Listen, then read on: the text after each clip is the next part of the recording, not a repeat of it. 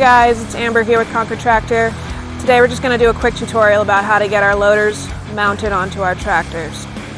The first thing you need to do is get your tractor lined up with your loader.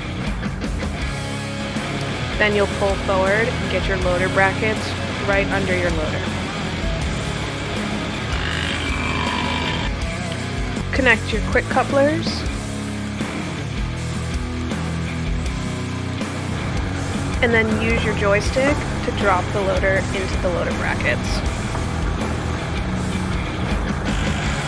Maneuver the loader until you're able to slide the pin through.